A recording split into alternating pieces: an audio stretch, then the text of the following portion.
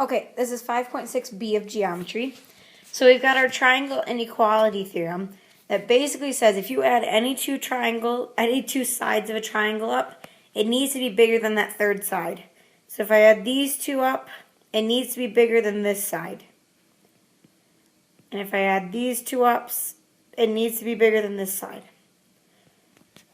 So let's just try our own problems down here. So we want to know, does it work for these sides to be a triangle? So I need to be able to add up two sides, and it needs to be bigger than the third.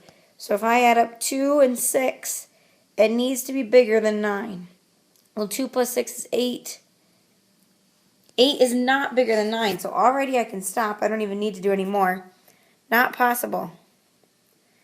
This triangle is not possible. Even though it would work for some of them, right? If I did 6 plus 9, that's bigger than 2. That's 15. That's bigger than 2. But when you get one thing that's wrong, doesn't work, you're done. So let's try our other one.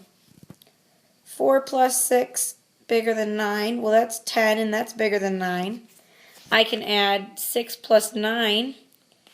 Is that bigger than 4? Yep, that's 15, and that's bigger than 4. And then my last combo is doing 4 plus 9. Is that bigger than 6?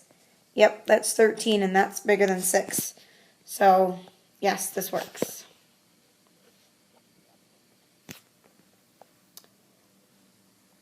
Okay, so if we have two sides, if we're given two sides, we can figure out all the possibilities for the third side, or we can get a range of what the third side could be. Let's just try our got it problem. So we already know it has a side length of 4 inches and 7 inches. I'm going to call my third side x inches. So I could add 4 and 7, right? The sides I do know. 4 and 7, and that needs to be bigger than x. So that comes out to be 11. So my side x is going to need to be smaller than 11. I can do 4 plus x. That needs to be bigger than 7. So to solve this, I'm going to subtract 4 from both sides. I get x is bigger than 3. And if I have x plus 7 greater than 4, I'll subtract 7. Subtract 7, and x is greater than negative 3. Well, I know it needs to be negative 3 because I need it to be positive, right? So you could almost ignore that side, or that whole solving we did there. But, so, we get that x needs to be smaller than 11, and it needs to be bigger than 3. So, it must be, let's write it over here,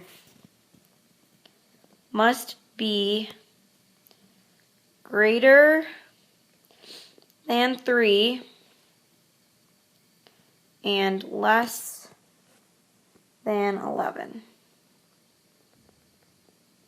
So I could choose 4, I could choose 5, I could choose 10.5, right? As long as it's bigger than 3 and less than 11. And there's your homework.